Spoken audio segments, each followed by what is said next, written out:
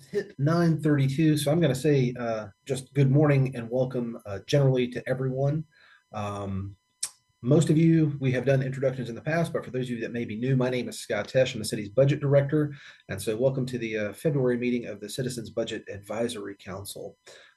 Knowing that we may have a new face or two that were not there for the original meeting, and then we obviously will apologize that we skipped our January meeting as a result of the cyber event that the city was having, and we can answer a few questions about that at the end of this if we need to as they come up. But I would love to take this opportunity for any new CBAC members, and I don't want to pronounce names incorrectly here, but for folks that have not been here before, please feel free to unmute, give us your name and tell us a little bit about yourself before we get going. Hey, good morning. My name is Maraim, or you can call me Miriam, whatever comes out naturally. I go by Miriam a lot though, so that's okay. I come from the Boards and Commissions Fellowship Program. Basically, what I do is I'm a coordinator for people to, get a seat at the table. Because what we love to say is if you're not at the table, then you're on the menu, right? So it's really building people's skills in order to be here in spaces with you all.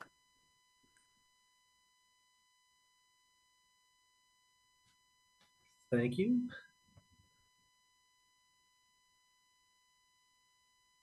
Janice, do we have anyone else that was new to this one? I've seen someone just popped in and then popped back out of the participant list. I don't think we have anybody else who's new, Okay. who wasn't here last time, but we could have the other CBAC members just introduce themselves so everybody knows who they are. But happy to do that. We won't do the full staff introductions again, but we can go through the CBAC members, and I will call them out as I see them here on the screen. You can just kind of introduce yourself again quickly, and then we'll get into the agenda for today. So Ross, if you want to go first. Sure. Ross Griffiths. I've been on the council 3 years, so I'm starting my fourth year. I worked at Wake Forest University 47 years in 4 different capacities over that period of time. Last job was being over institutional research. Very good. Fred? Hi, I'm Fred. This is also, I think, my 4th year on this commission. I'm a physics professor at Wake Forest. I live in the West End. And because of the snow that was supposed to be happening, I'm working from home. Very good. Jamesina? Hello, everyone. I'm Jamesina. I go by Jamie. I live in Southwest Winston-Salem. I work at UNC School of the Arts as a business officer, and this is my 3rd year on the commission. Thank you. Tony? Well, unlike Fred, I am driving into work today because why not, right? But hi, everyone. I'm Tony. I think also my 3rd year. But I work in sustainability and ESG reporting for the company that owns Food Lion and a couple other grocers. So been in Winston-Salem for a while now, and yeah, happy to be doing another go around on CBAC. Very good. Paul? Hi, I'm Paul Coslow. I work remotely for a healthcare company out of Chicago, and it's my 1st year on the council. And then I believe Emily. Hi, I'm Emily. I'm a part-time SEO, search engine optimization employee that works remotely and also a primary caregiver. So I've got a couple kids doing remote learning that have been delegated down to the basement, but if they come up, just fair warning. And that's my 1st year. Very good. Well, thank you everybody for coming this morning. We do have a very special guest with us. If you will remember, part of CBAC's work plan for this year includes, generally speaking, looking at the city's revenue and expenditure structure, but it is a revaluation year, as we talked about at our kickoff meeting this year. And we do have with us Mr. John Burgess from the County Tax Office, who does all things tax within Forsyth County. And so he has a presentation that will go through a very in-depth look at reval, how it may affect different parts of the community. And so I'm going to allow John to do an even better introduction of himself, and I am going to screen share his presentation so that he can get started. So John, please take us away. Well, thank you for having me. Again, I'm John, and I've been the tax assessor and collector here for about 13 years. Been in the office doing real estate appraisal since 1994, and this is my 8th reappraisal, which means I just have more experience in learning things that are always different. It's very interesting to me that during my career, we've had all kinds of normalcy in reappraisal, but we've also had what we call the upside down reappraisal in 2013, where we needed to reduce values by 90% of all the properties in the county. We needed to reduce value because the market values indicated that, and we did. And then you have this one, which is gains in the real estate market that are unseen before in 4 years in Forsyth County.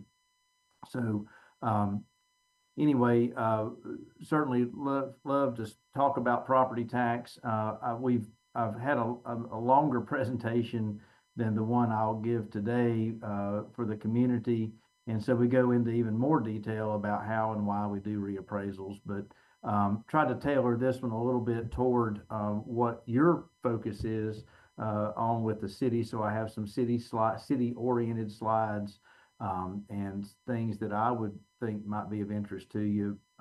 But certainly if anybody has any questions along the way, feel free to hop in. I think I've got about 30 slides. I won't spend that much time on all of them, but anyway, if I'm going a little more in detail than you care about on a topic, just please let me know, and we'll get to the piece that may be of most interest to you. Does that sound okay? Mm-hmm. All right. So am I able to control this or not? Okay, it's fine either way. As we start talking about reappraisals, we need to know why we do them. And in North Carolina, statutorily, we are required. Each county has to do reappraisals at least once every 8 years.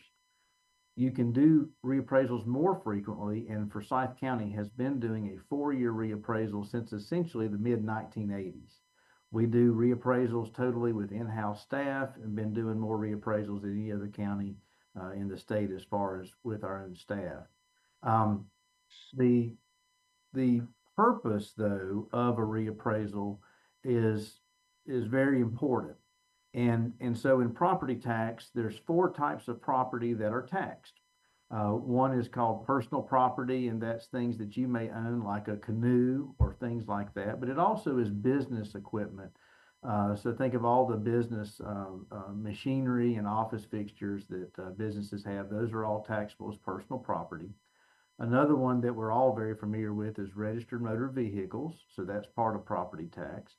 Another one is called public service, and a lot of folks may not know that the Duke Energies, the Norfolk Southern Railroad, the Verizons of the world, they pay property tax too, and that's called public service. And then the 4th component is the largest, and that's real estate. Well, the real purpose of a reappraisal is about fairness and equity. Property tax is an ad valorem tax, which means according to value.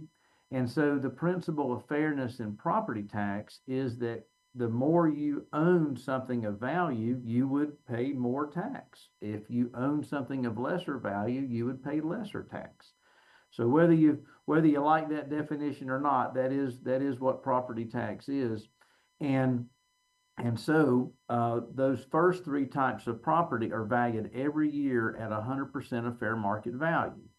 That's why your registered motor vehicle values change every year, or your business equipment depreciates every year. So we send new values out every year on that. So those items are taxed every year at 100% of fair market value. Real estate is only valued every time we have a reappraisal.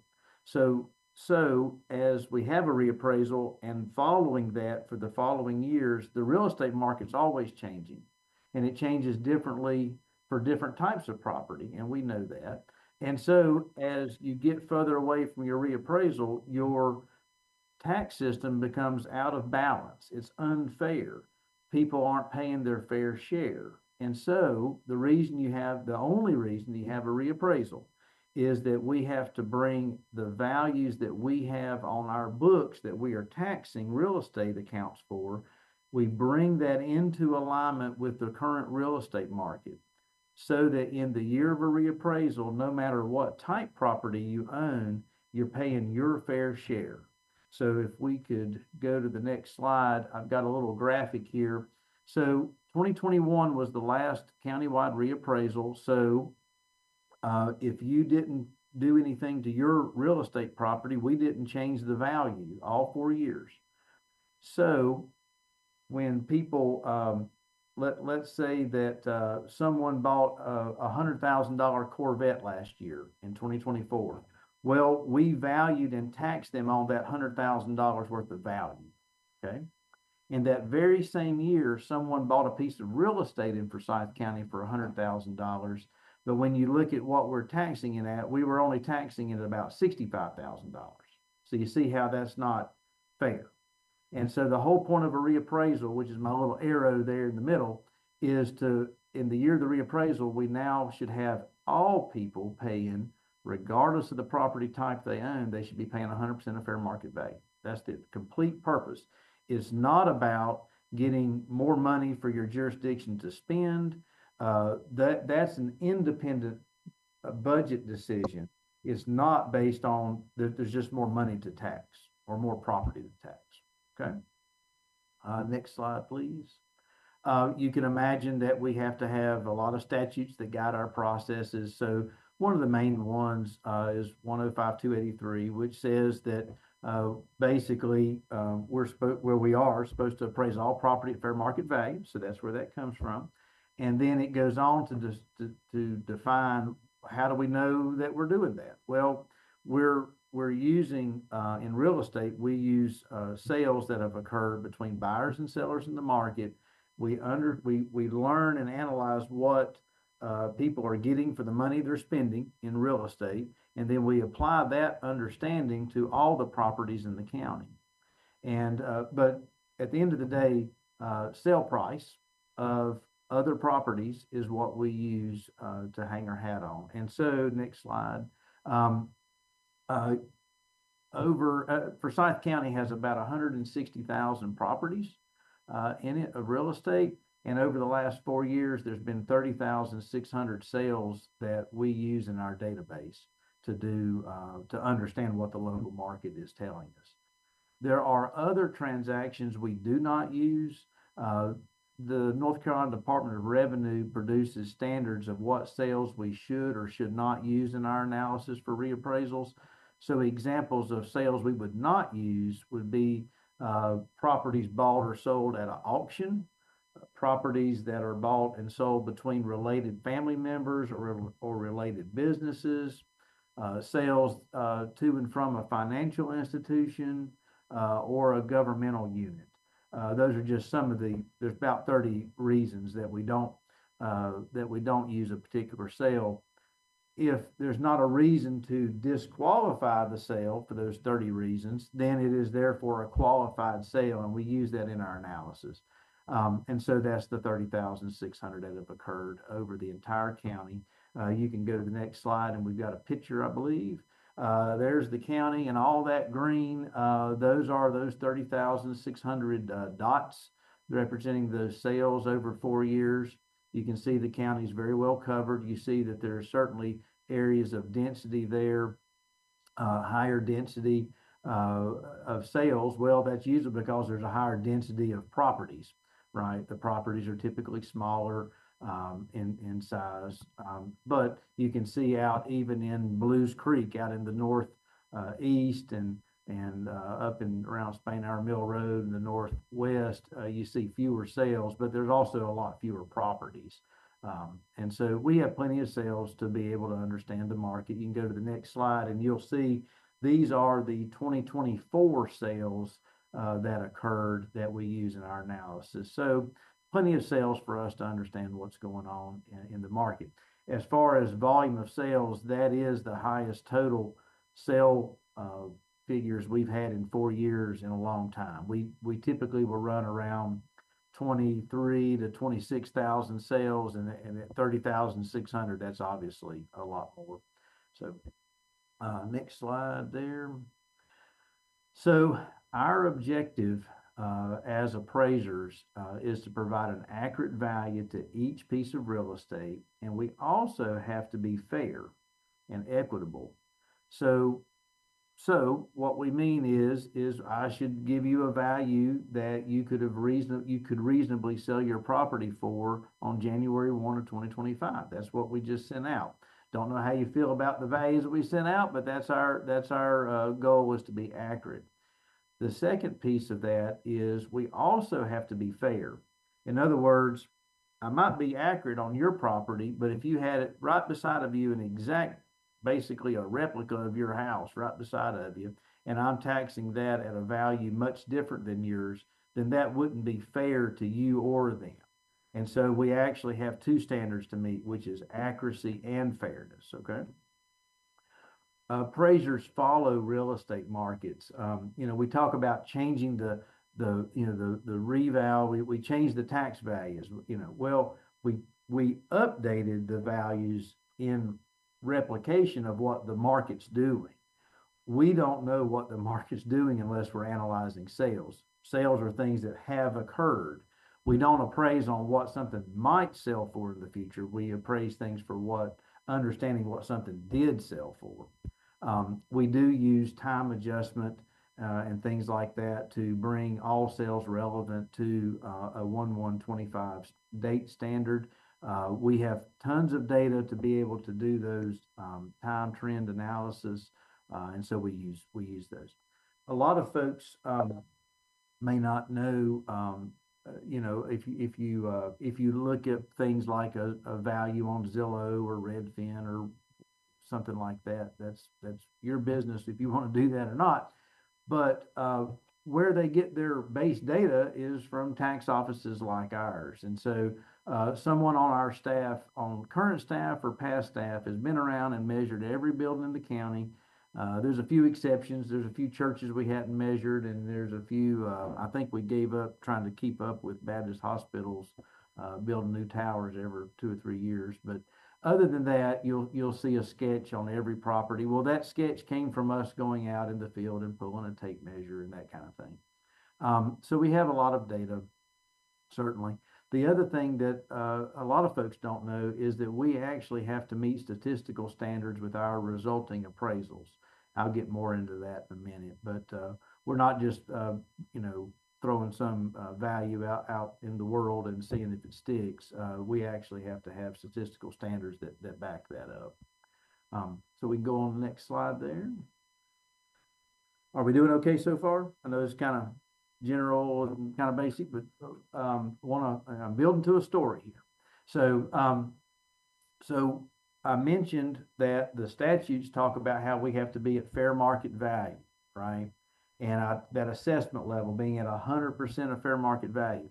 Well, how do we know that we're at fair market value or not at fair market value? Well, there's something called a sales ratio. And so it's very basic math. It's certainly not a physics formula, maybe over at Wake Forest. This is a lot more elementary than that. But what it does is it compares the tax value on the books at the time to a sale price, okay?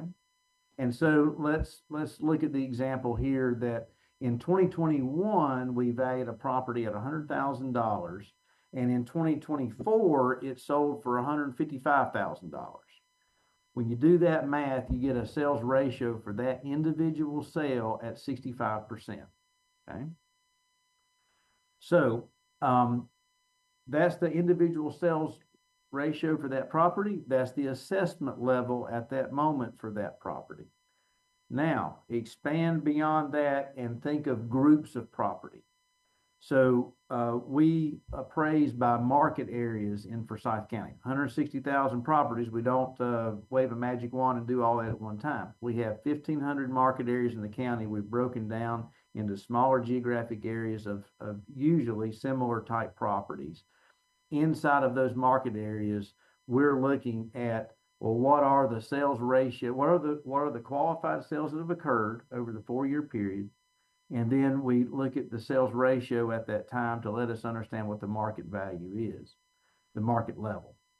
And so to understand any grouping, whether it's a market area group, or you could ask me a question. You could say, well, John, what's in Forsyth County, what's the assessment level of one-story homes built in the 1970s that have 14 to 1,700 square feet and less than an acre of land? And I could run that ratio analysis and tell you the assessment level.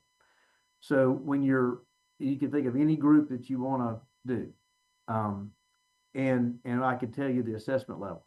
So to determine an assessment level of a grouping of properties, we would look at all the sales in that area.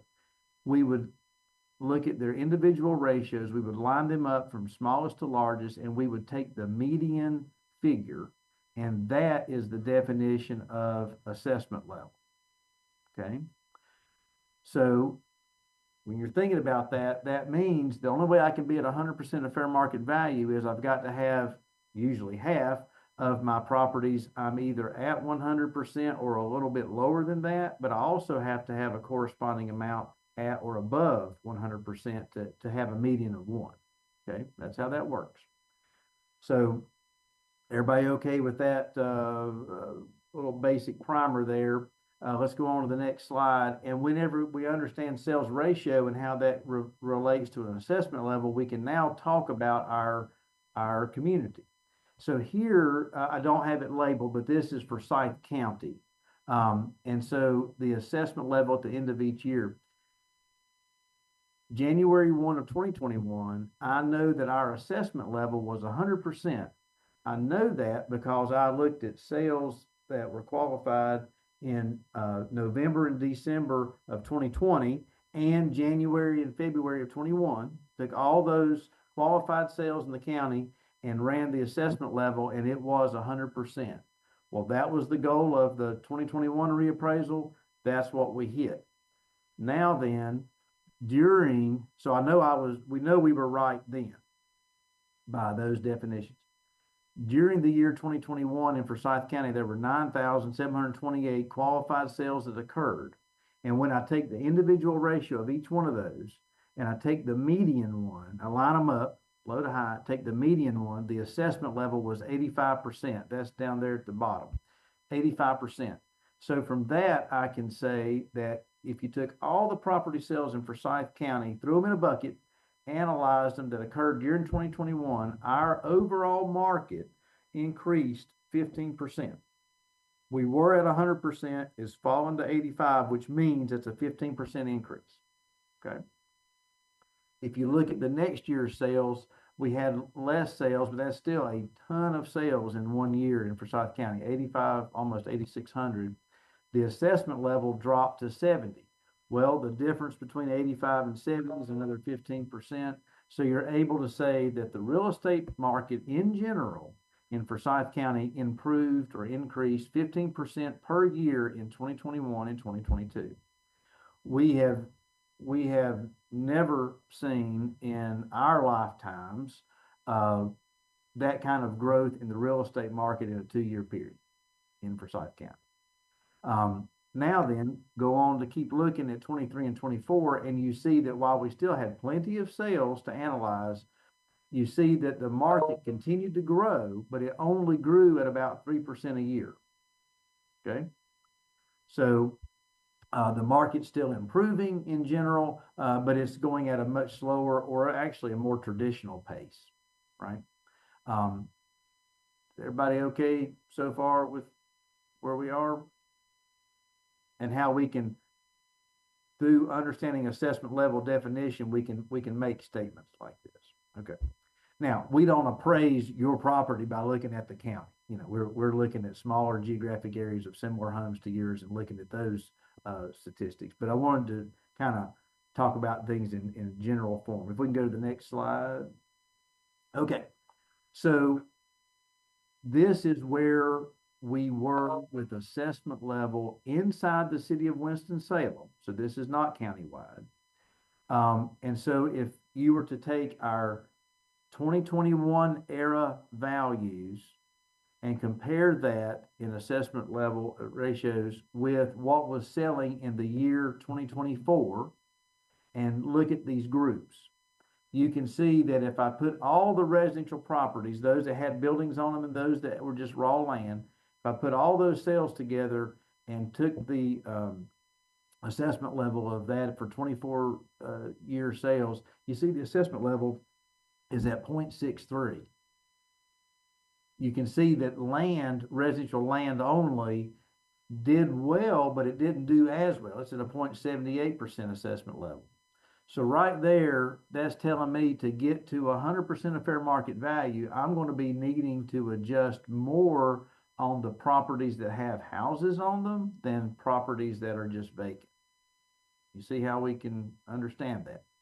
So here below are just some example ranges of properties that sold between $50,000 and $100,000. Our assessment level was a 68. Those that sold between 150 and 250, they did the best of anybody, and their assessment level was a 0.6. Now, and you can see down below, you see condos were a little different. You see that upper end homes were a little different, and commercial was different. Commercial did well during this 4-year period, but they did not, their market did not elevate as much as the residentials. This is still super broad analysis. This is still not how we appraise, but I'm trying to just paint a picture for you of where we were at and how the values on the books in no way related to the current real estate market in 2024. And so what we do, and next slide, our goal is to be at 100% of fair market value. So here's the same, go back one more, I'm sorry. These are the same categories. Now I'm looking at sales that have occurred over the 4-year period. I'm trending those for time, but I'm now saying here's what the assessment level is using those sales, bringing them now with our new values. So now I'm comparing those sale prices to our new values, and you see how we're at either, most of them are at 99%. There's 3 at 100%. I've got one a little low at 96% and one a little hot at 103. All those are well within parameter. But that's the difference between those two slides. So go back one slide, please. That's where we were, which equals unfair. Next slide. This is where we are now with the new values, which equals fairness. That's the whole point of a reappraisal, is right there. Now, if you'll go back one slide, I'm sorry, whoever's doing this, I apologize for my back and forth. So the one thing to note right here, as far as impact. So I'm telling you that we're doing what we're supposed to do, and that's all well and good. There's a shift going on right here. The people that own residential properties are going to be shouldering more of the tax burden of the county, of the city, of any other city, than the commercial properties, because the commercial market overall did not move as well as the residential market. Okay, so that's an important thing to just keep in the back of the mind of effect. So even if we did a good job and brought everybody to 100%, the reality of it is not everybody's going to have the same results of the change in how that affects them. Okay, now certainly breaking up commercial into smaller pieces, multifamily residential has gone through the roof, and so has warehouses. What didn't go through the roof is office space, retail space. So there's a mixed bag inside of commercial even so. So now we can go to the next slide, and then we can go to one more. So I mentioned that we have to meet statistical standards. Well, we spent a lot of time talking about assessment level, and that's that number A there, and B, A and B. And so the standard comes from the International Association of Assessing Officers. It's a international standard of mass appraisal. This is adopted in our schedule of values by our county commissioners. So these are our standards that are adopted. So no matter how you were to group properties, if it's the market level that we did, the market area level, whether it's any way that you want to group properties in meeting these statistics, the assessment level needs to be within 0.90 and 1.10. So 10% plus or minus of 100. That's the standard. Our internal office standard is more like 2 or 3% plus or minus, not 10. The other two statistics that we need to keep in mind, and I'm sure if you're thinking, well, gee, you could have a median of 100 and you could still do a bad job, and you're correct. And so these other two statistics help to ensure that we do a better job holistically. So and I'll if I to our physics professor, if I say anything wrong here, I apologize, but I'll speak the way I normally do about describing COD. But the another thing we have to meet is coefficient of dispersion parameters, and what that is a measure of goodness of fit, and it's kind of saying if you didn't hit the value directly on the head, if you missed, you want to miss small. You don't want to miss large. You want to be closer to the target than further away from the target if you didn't hit it. And so based on the property types, there's different levels of CODs that we need to be under. If we're under those, then that's saying we're meeting parameter and we have reasonable results. The third one is my personal favorite, price-related differential. It's a measure of equity. And it's basically making sure that we do not have progressiveness or regressiveness in our valuations, meaning that if you're looking at a sea of properties that are variable in their size or value, that we're not, for example, we're not overappraising the smaller valued homes relative to the larger valued homes, or vice versa. So if we're meeting the PRD statistics, then that's ensuring that we don't have poor levels or bad levels of progressiveness or regressiveness. So anyway, those are the three statistics that we have to meet constantly. And anyway, our appraisers do a lot of work, and we do a lot of QC to make sure that we're in parameters there on these statistics. So any questions about that part? Righty, if we'll go to the next slide then. So I mentioned that Forsyth County goes, our standard is not really, our internal standard is not really the plus or minus 10% of the assessment level. It's really about 2 or 3%. Another thing that Forsyth County has done for decades, and we continued on here, is we dive inside of those market areas and look at subgroups inside the market area. So here I'm trying to give you an example of residential work that we do. So each one of these lines is a market area. You see the market area number on the left. You see the number of sales that we have there, about the third column over. Shows you the overall. Now this was taken back. This was just a snapshot I did back in early October. So these are not our final results, but it's when I started doing all these talks, and so this is what was there that day. But you can see our overall median sales ratio assessment level. You see most of those numbers are within 2 or 3% of 100% or right on 100%. So that's what I'm talking about. Our standards are in that lower range. If you go to if you go more to the right, you'll see where inside of that market area, we're looking at properties that may have a basement with them, and what's our assessment level there versus homes that don't have a basement. We look at one-story homes assessment level versus multi-story homes assessment level. Same thing with garages being attached or not having a garage at all. The reason we look at those subgroups are a couple of reasons. One, those are some of the major things that when you're looking for a home, you kind of care about. The second thing is some of those components carry value, right? If you have an attached garage or you don't have any garage, that's usually a value difference too. And same thing with the basement or no basement. But we've been doing this kind of subgroup analysis for many, many decades here in Forsyth County. It's one of the reasons we typically come out well. We typically have a low volume of appeals from our reappraisals. One reason is we do frequent reappraisals every 4 years. That helps. Number two is we've been doing stuff like this for a long time, and that helps us be more accurate. We also do something similar for commercial, just obviously the topics are different. But just wanted you to know that we do, our appraisers do a deeper dive than most counties around reappraisal work. John, I think we've got a question. Fred, you have your hand up? Yeah, I do have a quick question here.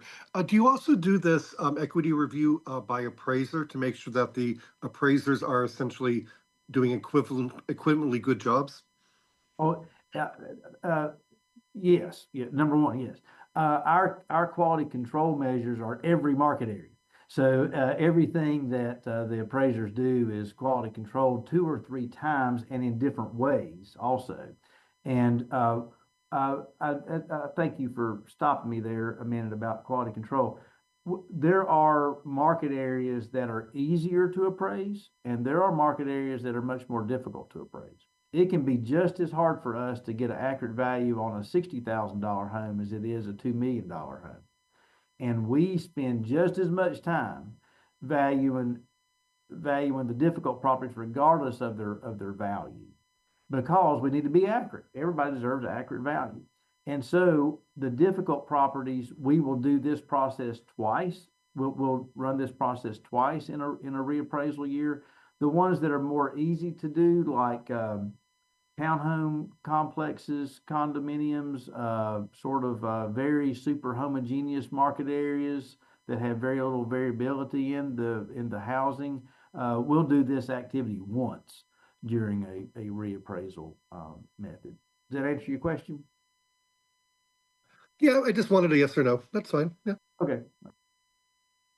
I like to talk. Sorry. Okay. Next slide.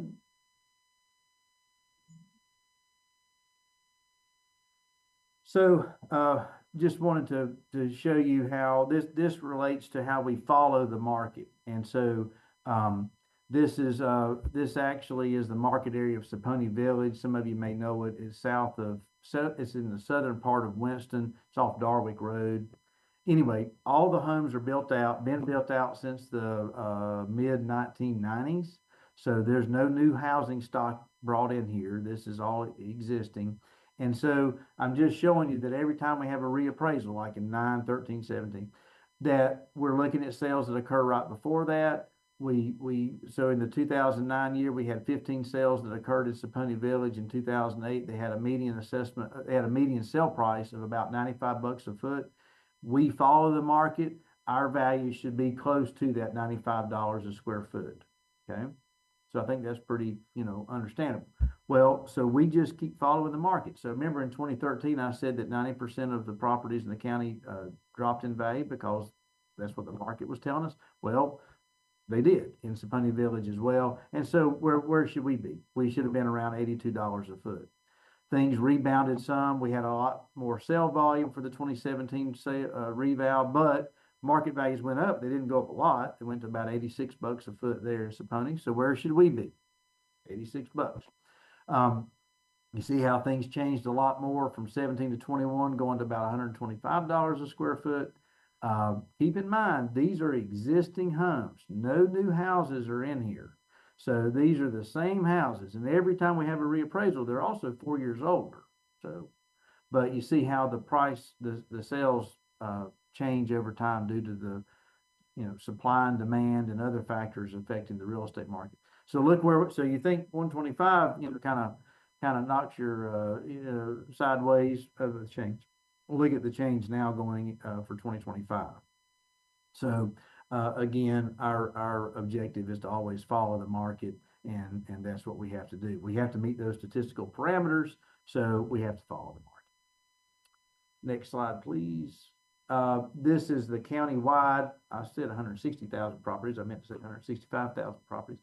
But just letting you know that in appraisal, regardless if you're doing single property or mass appraisal like we do, there's 3 approaches to value. Appraisal theory is the same, and there's a cost approach, sales comparison approach, income approach. And so I was just letting you know how we kind of have the county broken down. About 10% of our properties we did by the sales comparison approach. 10,000 properties, excuse me, it's about 7.7% of them Commercially, we valued about 3,000 of them at income approach. And so you'll see that on the property record cards. Sales comparison approach has an additional page beyond the cost approach. Income approach has an additional page beyond the cost approach. So next page, please. So we do all our analyzation of the sales. We get done. Well, you know, people like to know, well, how much did things change? And so this is what this map relates. This is a heat map. Heat maps, this is comparing the 2021 values to the 2025 values. Heat maps are good. They're not perfect. They do magnify some outliers. And so I think the next slide does a little better job telling you the real story. Oh, I'm sorry. You're good where you are. I just took the on the next slide is just it's a heat map for just the city. So that's all that was. So you can go to the next slide there. And I was just trying to zoom in a little bit, so just the city of Winston. On the next slide, this goes back to the county. This is where, remember I said there was like 1,500 market areas. Those are all those unique shapes and blocks that you see there. Those are all the market areas. And so inside of the market area, we lined up the biggest value changes to the lowest value changes, took the middle percent change, and then that was reflected on this chart. What's unusual about all of this, and you can go ahead and go to the next slide, that'll put us on the city, same thing. In the past, I did use the same color ramping that you see on the chart here, with red being the most. Red used to be, in tradition, would be like 50% value change and above. Well, here you see that represents 300% change and above. There may or may not be anything inside Winston-Salem that did that. I can't see everything that well, but the point is the scope and scale of change is nothing like we've ever seen. The color blue, anything in blue went down. You can see a little bit of that in Winston. It's not a lot. The block of white is actually a color that represents something. It's not a null or void. It actually means something. If a value went up from 1% all the way to 40% increase, they're white. If they are in the gray, they're between 40 and 50 or 50 and 60. Green goes from 60 to 100.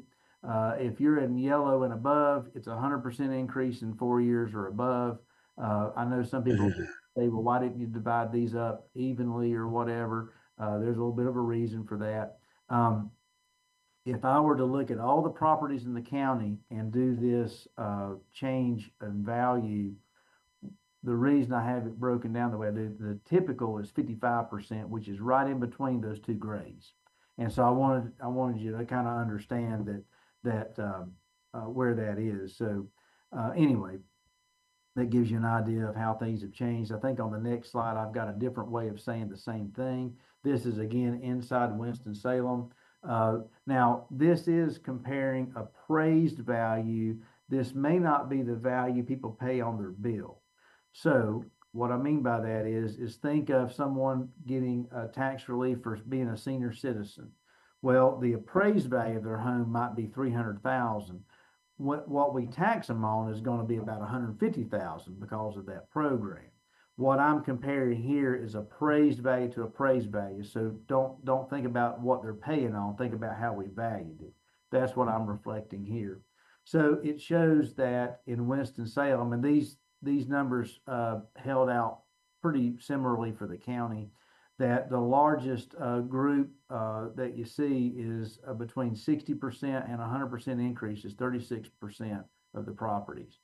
The next biggest group is 27%, went up between 40 and 60%, and you can see the rest of the numbers there. So while we did have some in Winston that went up over 300%, it's only about 1,000 properties. Some of that could be where it was a vacant piece of land in 2021 era. Now it has a house on it, for 2025. So some of it is that.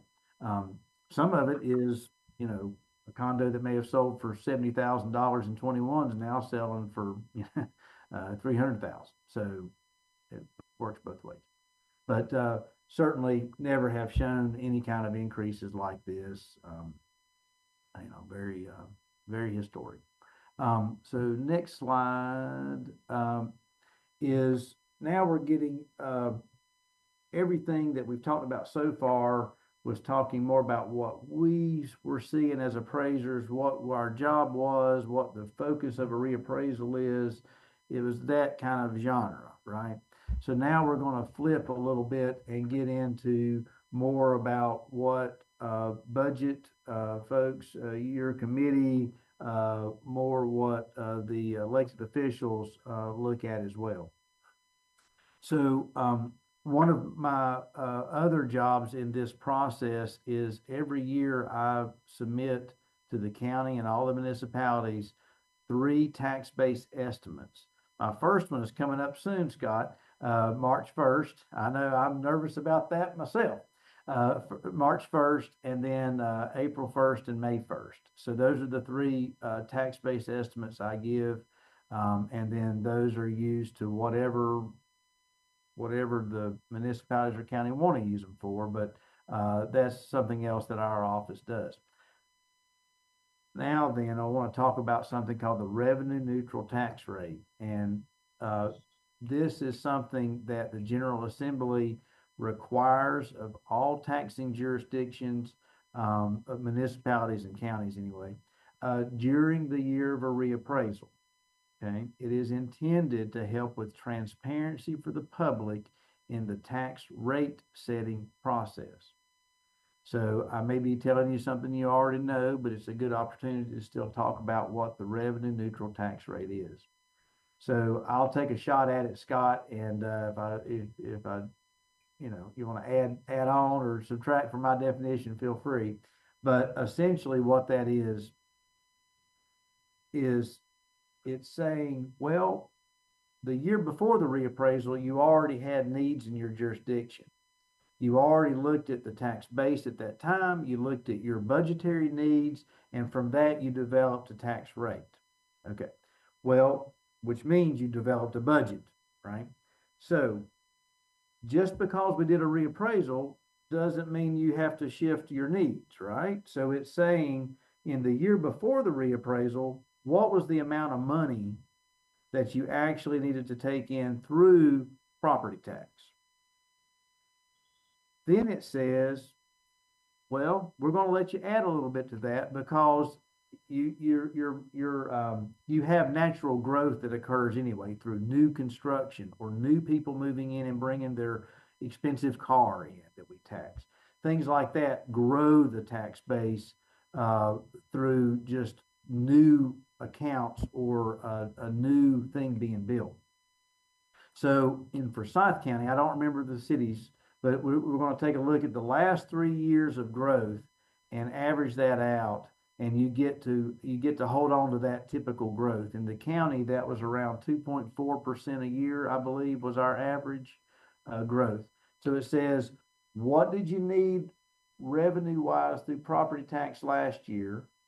Add a factor for your typical growth of your last 3 years, and there's a pot of money that we're going to hold on to just a second. And now we're going to compare that to what is now the new amount of taxes in the tax base because the reappraisal came in and it brought those real estate values up to market standard.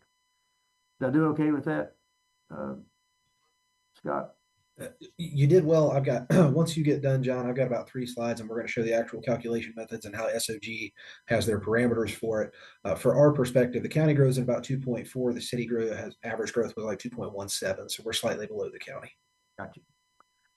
So the revenue neutral tax rate doesn't limit what someone sets a rate at, but it does produce a mandatory explanation of what that would be, so that the public could compare that from what it could be or could have been if it was revenue neutral to what that is actually adopted.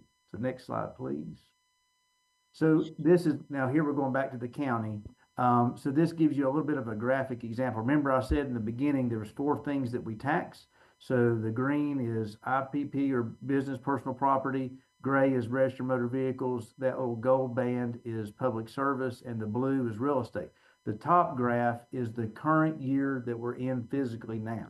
So the county, through property tax, needed $312 million.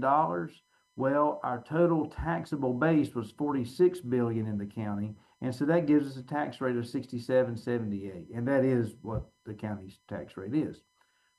Now then, below, I am doing wild projections and estimates. So they are not factual at all, but I'm just trying to give an idea of the scope of change of these real estate values.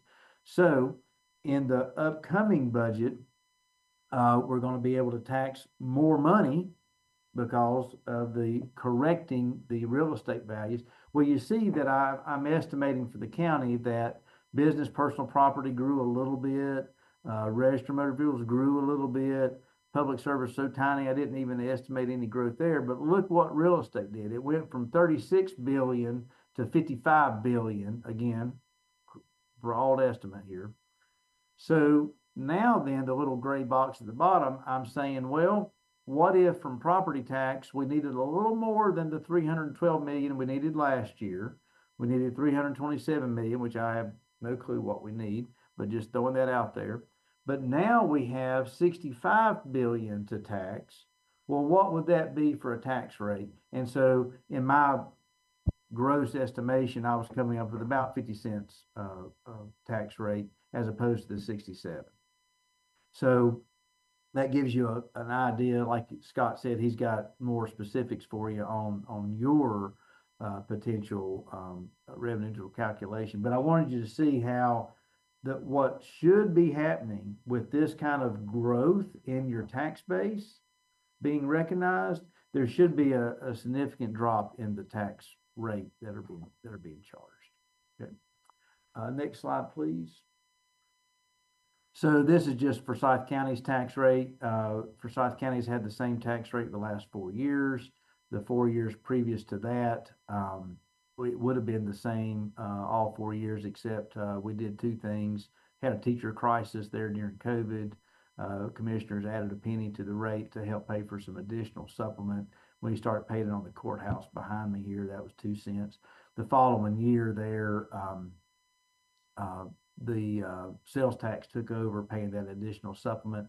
The county commissioners dropped that penny. Still had to hold on to that debt service on the courthouse. My point to all this is, if you look between FY 21 and 22, that's where the reval hit.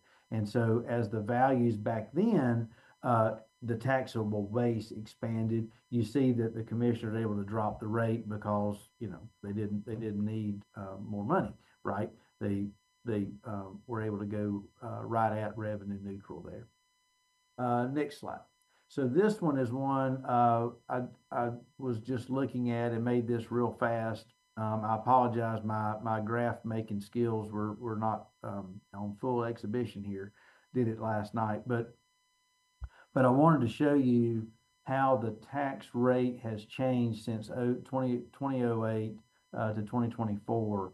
And this is something that I think we need to be all very cognizant of, whether we're the county or any municipality.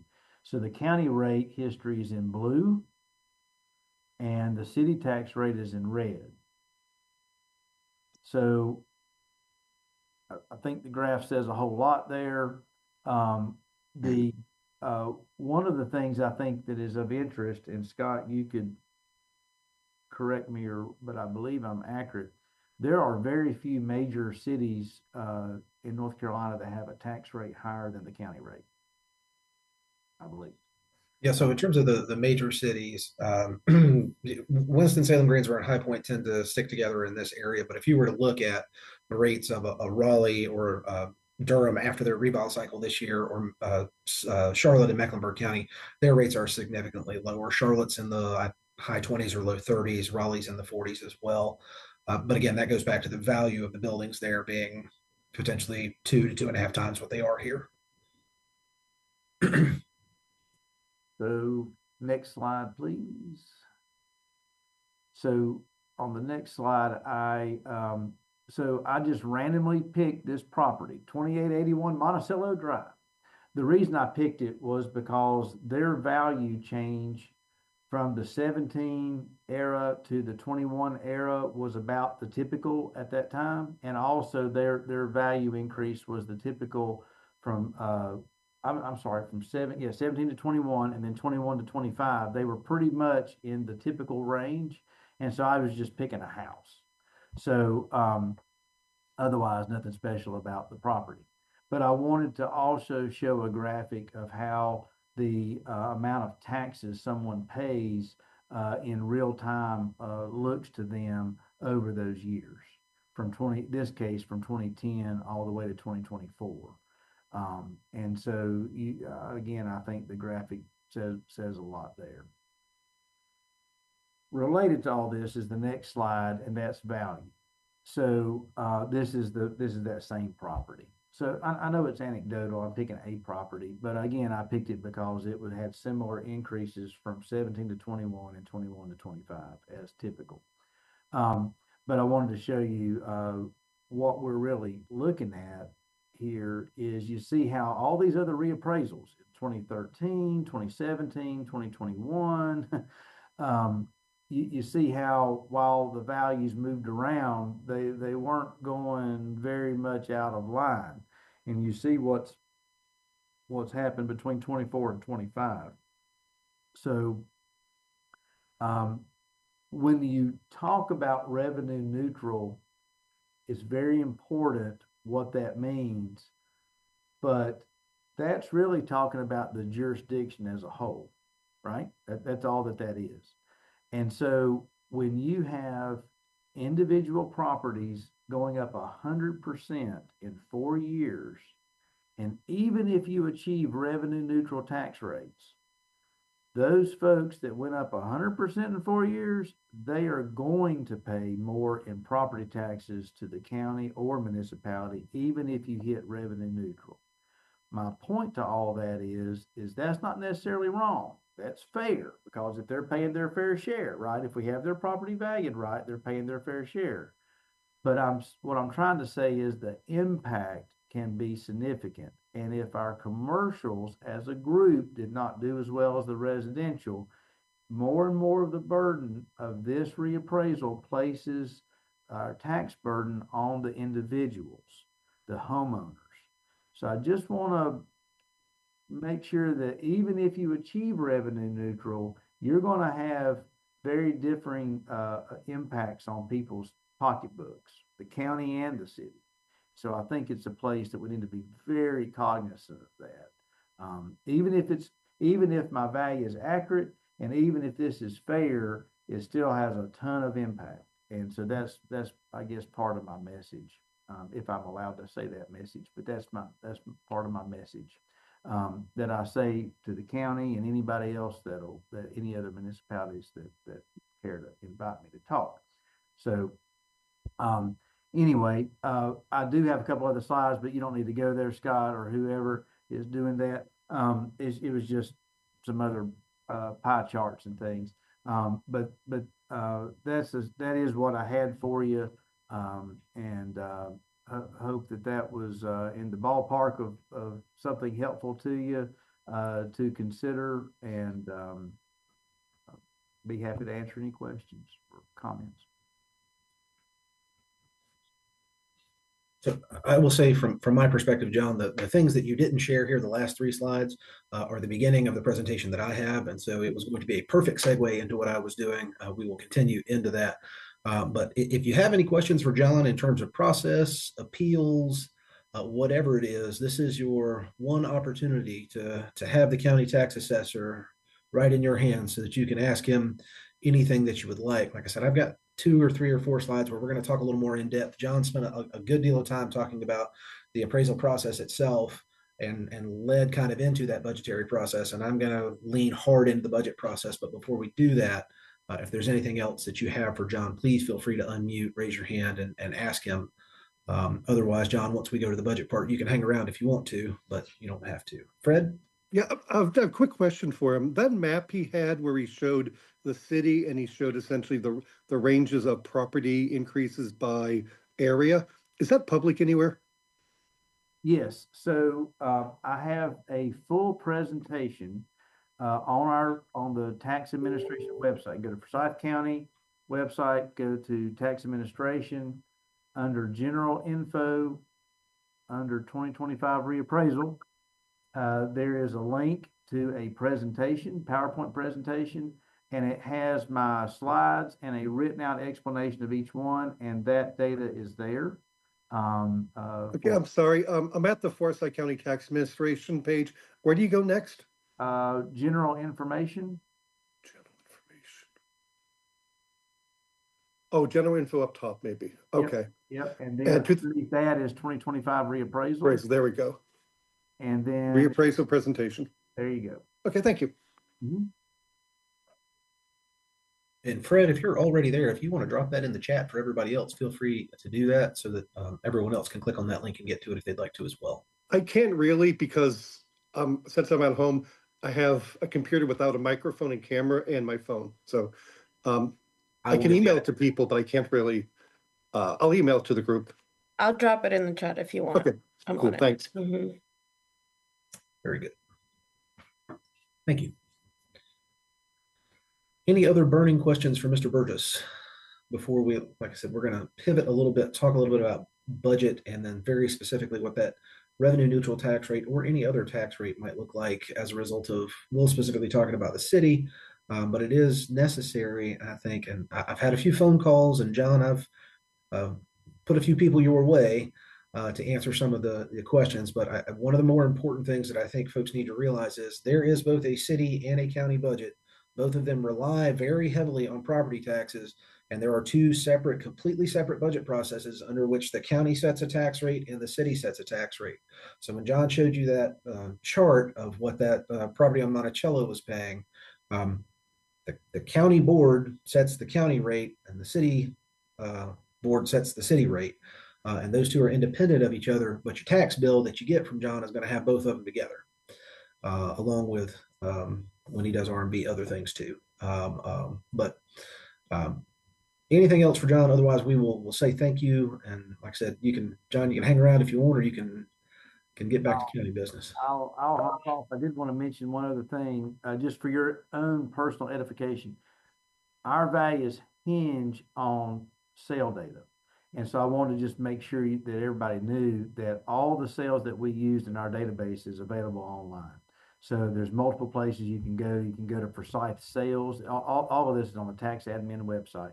Go to Forsyth Sales, and you can see all the sales that have occurred over 4 years that we use in our analysis. You can even hit a button and see the sales we don't use even.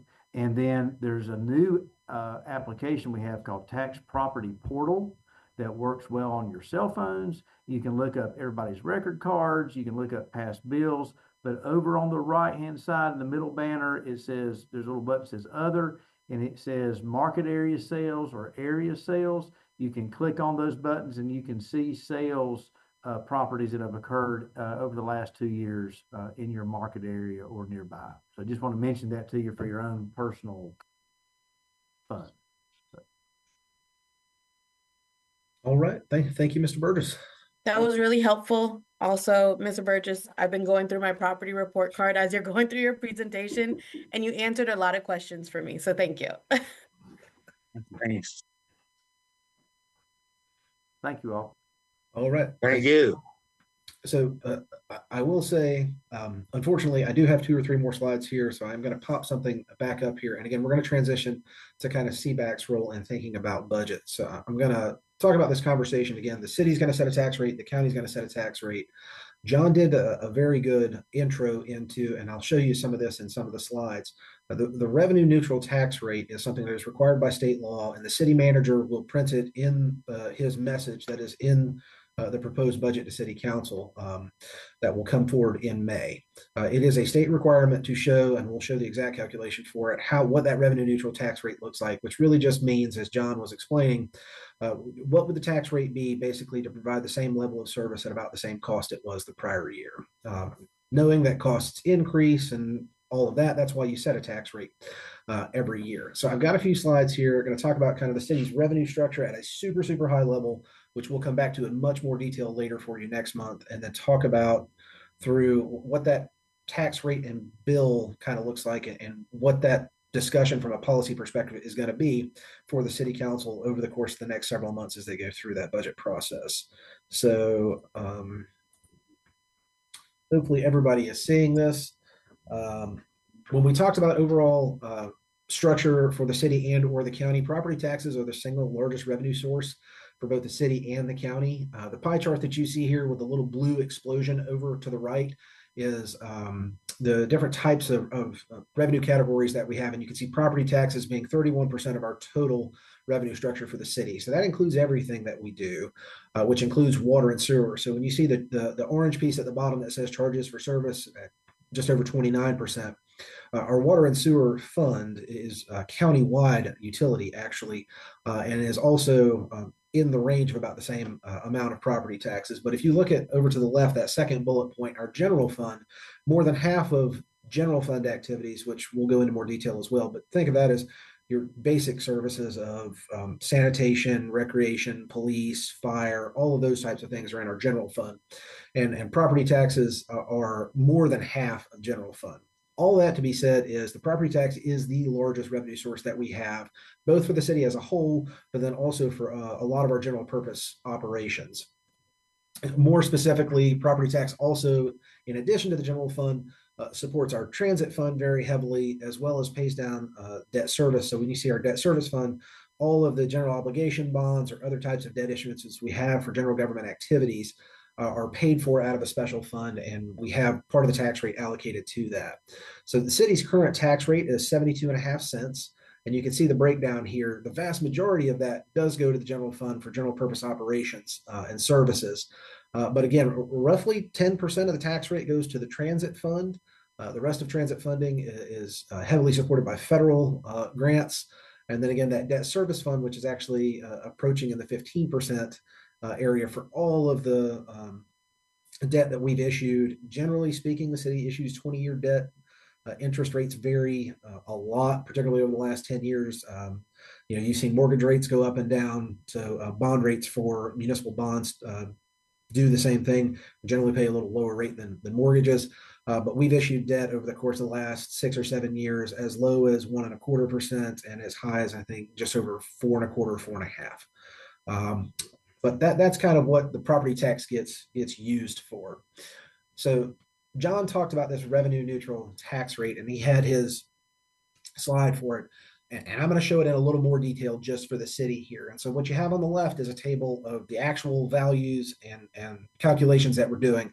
And on the right is what comes from state law distilled down by the School of Government for us on how you have to do this revenue neutral tax rate. Now, as John said, he's going to provide us an actual tax base estimate in March. And so I am using, based on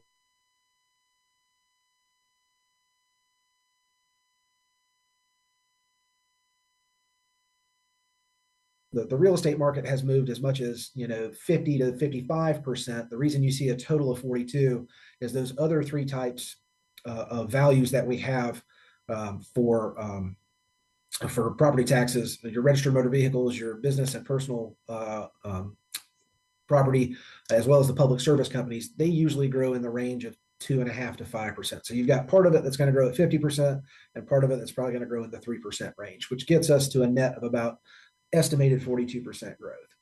So last year, which when I say last year, I mean right now, so the current fiscal year, FY25, the total tax levy was just over $200 million for property taxes in the city. The base for that would have been, I think, in the range of 27 billion in terms of tax base. So we look at what we're projecting, and again, this is an assumption until a little later in the process, but what we think the property tax base for 26 is going to look like using that 42% assumption. And it takes a tax rate of 51.1 cents to get back to that number.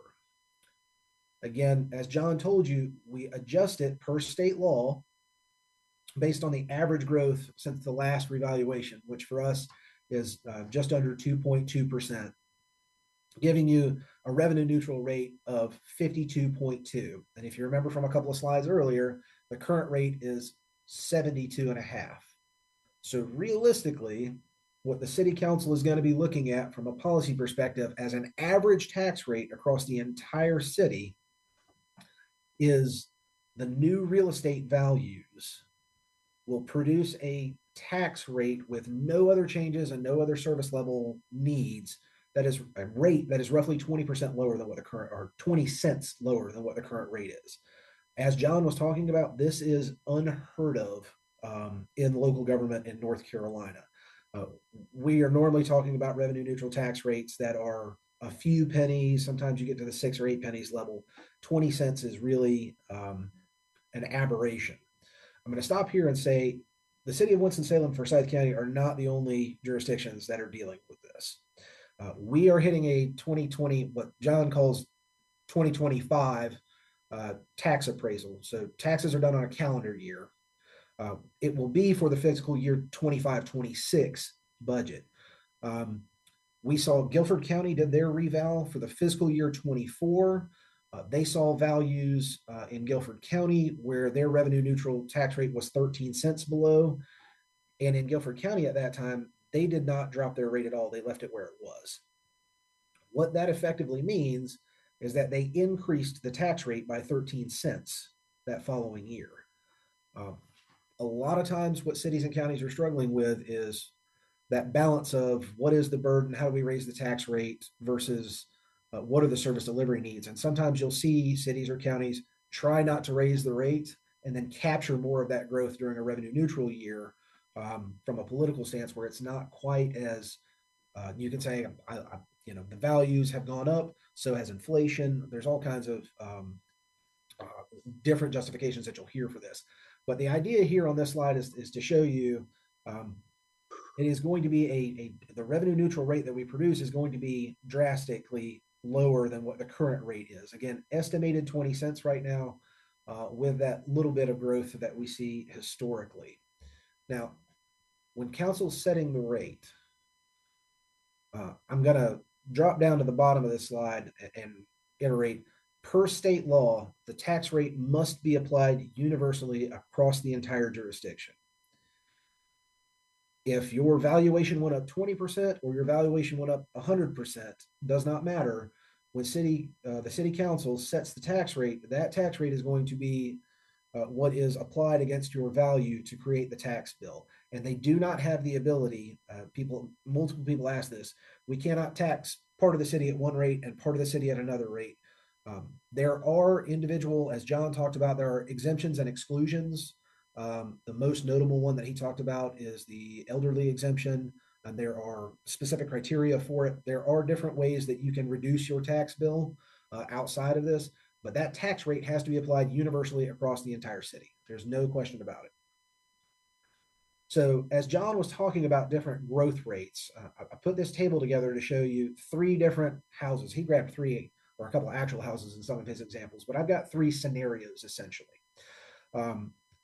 All 3 of those houses in this scenario are currently valued at exactly $250,000. So they all have the 72.5-cent tax rate applied to them. And so their fiscal year tax bill for us is exactly the same. What you see on the right side of this table are these growth assumptions. Something that grew 42%, something that grew 20%, and something that grew 90%. I didn't grab one of the 150 or 300s, but we could do that as well. So this tax value is 42% above this one. This one is 20% and obviously 90%. If we use, and again, I've got a call out here, if we were to use simply that revenue neutral tax rate, and I'm going to tell you, and CBAC is going to get into the weeds of this, City Council is most likely going to be looking at a tax rate that is above revenue neutral. We have raised taxes several years in a row and continue to do so based on inflation, market demands, and the services that residents are asking for. So City Council will set a tax rate at some point in May and June as part of the budget process. But if we just use the revenue neutral tax rate, you can see the difference in the tax bills for those 3 scenarios. This is what John was trying to get at. No matter what City Council sets the tax rate at, these are going to disperse. So 3 homeowners who paid the exact same taxes this year, you can see potentially will be paying significantly different taxes to the city in FY26. The other component of that is, remember, I'm showing you just the city side. The county's going to have the same thing, right? So in scenario 3 for house number 3, they may have had an $1,800 city tax bill and a $1,700 county tax bill. They may be looking at a $2,500 city bill and a $2,300 county bill. There's going to be a lot of discussion because of the variance and that dispersion of values and change in values in the market about, well, I used to pay about the same thing, the guy down the road did. And if he's in a different market area and his or her value has changed significantly more, you're going to see some pretty significant changes in those tax bills. So this is one of the things that we're trying to do from an education purpose. But also when council's thinking about this, they're going to be thinking about what is the ability of the city to create a tax burden on groups of peoples whose properties increased 100, 200, 300%. I will say, and John didn't go into it in a whole bunch of detail, but generally speaking, many of the larger growth percentages are in lower value land and home improvements. And so if you take a $250,000 home that grew 90%, the ones that grew 150 or 200% may not have been $250,000 homes. They may have been $60,000 homes. So they wouldn't see this, $600 or $800 jump or $850 jump in taxes at revenue neutral.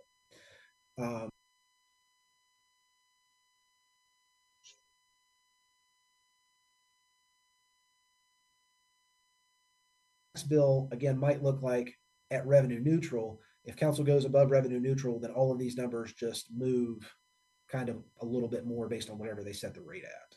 So I do want to stop here and see, does anybody have any questions about how that affects an individual tax bill or an individual, could be homeowner, commercial owner, just property owner in general? Scott, I do have a quick question. Uh-huh. So are we looking at the difference between what the house was worth in 2024 or at last revaluation, which was in 2021 and today? So as John told you, they only reval once every 4 years. Right. So this tax value has not changed for 4 years. So okay. So basically I'm asking the same, it's really the same number. Whatever it was in 2021 is what it was in 2024 because they didn't look, okay. I got you. Yep. Okay. Yeah. From a technical perspective, if the county or the city didn't change their tax rates for 4 years, you would pay the exact same amount in property taxes for 4 years straight because the value wouldn't change. But yeah, this is both the calendar year 21 and calendar year 24 data at the same time. Yep. I got you.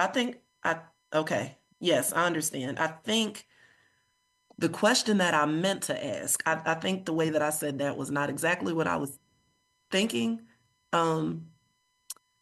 Is there a way for, I know we can probably log on to the tax administrator website because, and I'm only asking this because, I have some church members and some other folks that are trying to understand this, and I want to make sure I can point them in the right direction.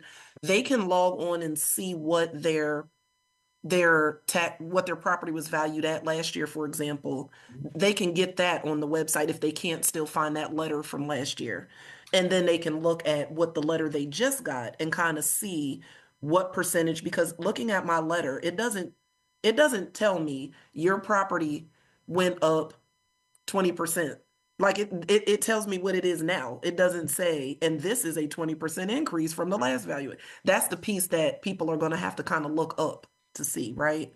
Yeah, so they are going to have to do that. They'll have to do some math. So the two questions generally when a resident gets those, and again, John and his staff sent those to every property owner in the county. So everybody should get what their current is.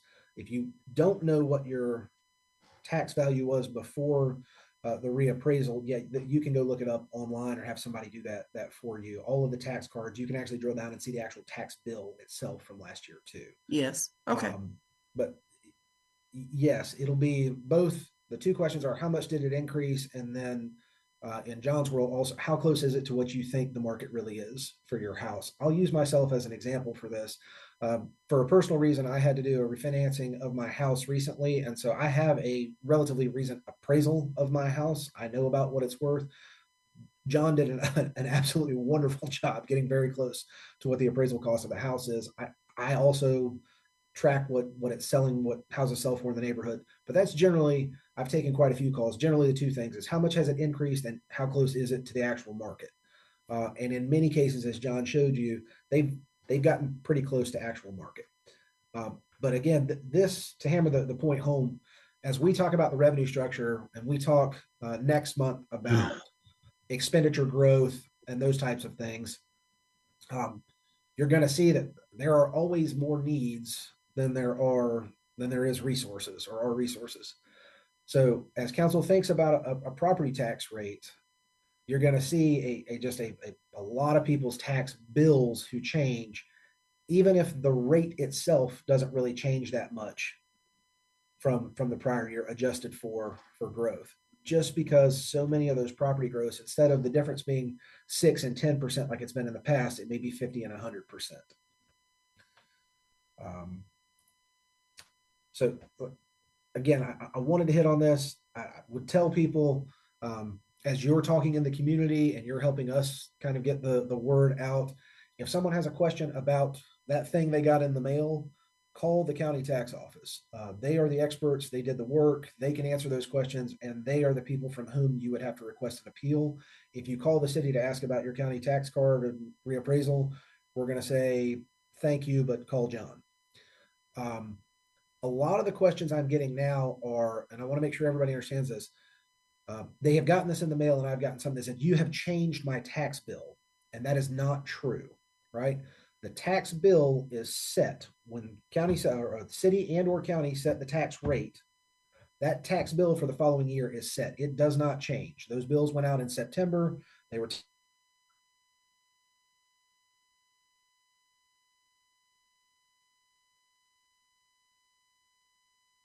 budgets in the May and June timeframe that will set the rate that will generate the bill in September that goes out.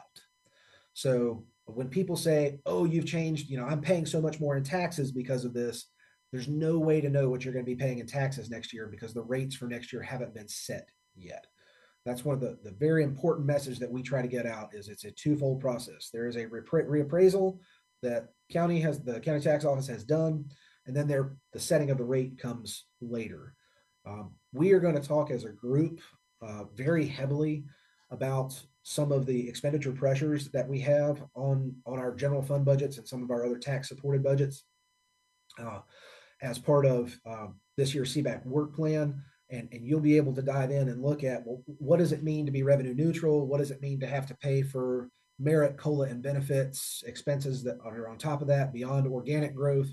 What does it mean to have changes in service delivery that the city is asking for? If you want to put more money into housing or homelessness or sustainability or other types of non-law enforcement or responses to calls, all of those that are service additions that are increased costs are going to be things that are going to drive that revenue neutral tax rate up above to whatever the proposed tax rate from council will be. But this was my attempt after John going for about an hour for me to only spend about 10 minutes trying to explain that concept in just a few slides. So we have hit you with a whole bunch of data and information at this point.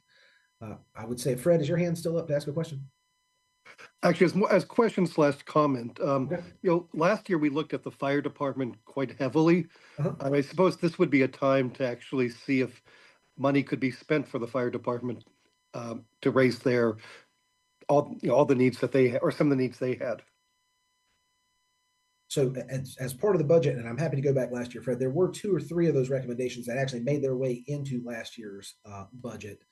But yes, Fred, what I would tell you is we're looking at the priorities across the entire city.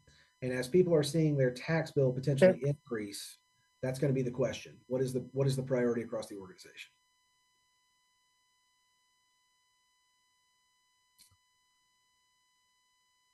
So, like I said, before we move, we do have a couple of quick items on the agenda. I think we have to approve potentially minutes from the last meeting in December. But before I move on to that, does anyone else have anything they'd like to ask about revenue neutral, either in terms of what John presented or kind of thinking about it in terms of the budget process that's going to play out for the city council?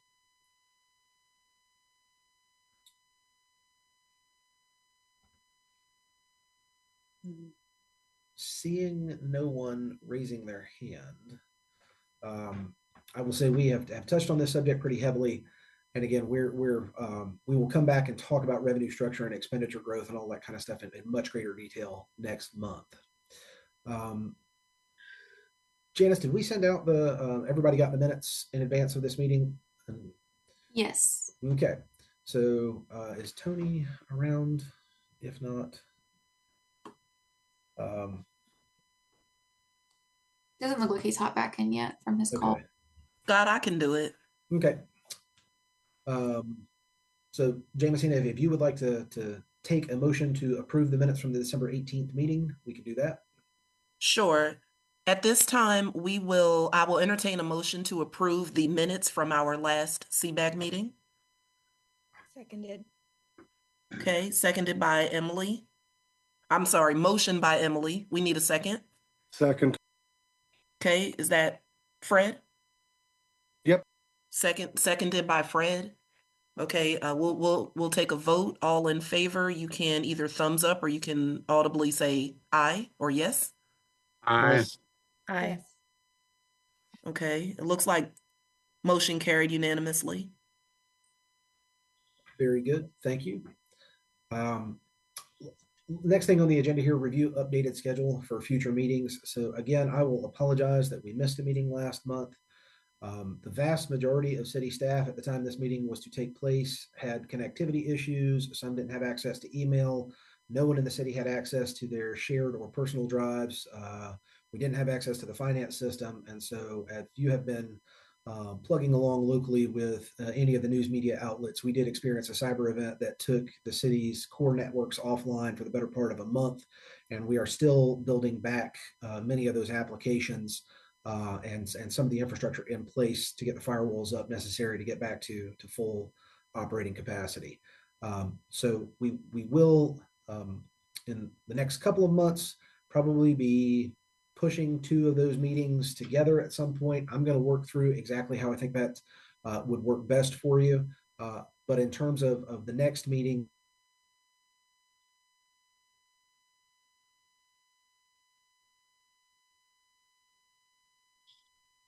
what the city's budget looks like, I'm going to show you some of the slides that we showed to the city council as part of their strategic planning retreat that took place last month, so that you have access to some of the same information they do. It's all public record, and you can go out and actually see this on the city's website now if you wanted to.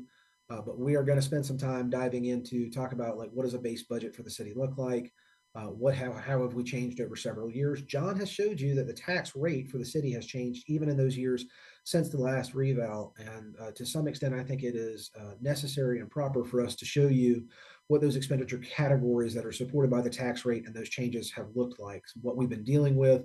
And that will also play very well into a conversation about what our multi-year forecast looks like, specifically for our general fund going forward in the short term. We generally would probably talk about a 2 to 3 year window. The further you get out past that, the more chaos starts to get into a long-term financial model. But that is the intent in terms of kind of restructuring. I want to make sure that y'all have an opportunity here before council gets very far along into their budget process to get a very good handle on what the city's budget looks like, how it has changed over the last couple of years, and what we see as some of the probably larger scale changes and policy decisions that the city council is going to have to make as part of the 26 budget, but potentially beyond that time frame as well. I will tell you, any questions that come about what is the federal government going to do to us with respect to some of that, those are questions that, as of right now, the majority of we cannot answer. We do know at a very high level what the entire impact of a completely federal shutdown of programs would cause to us. But right now, I think each of those individual federal agencies are looking at their targeted reductions and are providing guidance probably over the course of the next 4 to 6 weeks to the grant recipients as to what it means for components of grants to no longer be eligible. So I will do my best to have a slide or two on what it means under the new administration from a federal level and what it could potentially mean for some of our operations. But that is something that we are working through in real time and just don't have a great handle on in terms of what is really at stake and what components of what grants may have to change. A lot of what we're hearing, I think initially from some of our lobbyists, is that some of the grants that we thought might be at stake may not be, but we may have to have adjustments and amendments to the language in the grant so that it doesn't appear that we're using it for something that we're not using it for. But we will do our best to kind of keep you abreast of what's happening at the federal and state levels with respect to some of those other operating revenues that we have, or intergovernmental revenues, as that information comes in. Janice, anything else I need to touch on there? Everything I had on my list. Okay, very good. That being the case, we have held you for almost an hour and a half, which is a very long CBAC meeting. I'll be perfectly honest. These don't usually go 90 to 120 minutes. I appreciate your time. Hopefully this was good context to the discussions that are coming and potential recommendations, particularly as council looks at a tax rate. I think more than ever, they're going to look to a group like this to think about what does that tax burden mean of a different type of projected rate across the city, but then also, as John talked about, in those individual areas, what does it mean for somebody to have a 20% tax rate increase versus 100% tax bill increase? Without any further questions or comments or issues, we would take a motion for adjournment, if that is the pleasure of the group. I move to adjourn. Second. I'll second, Fred. Again, feel free to raise your right hand and just say aye, and we will call this one in the books. Aye. Aye. Thank you very much for your time this morning, Thank you. and good luck in the snow. Thanks, everyone. Janice, can you hang around for a second?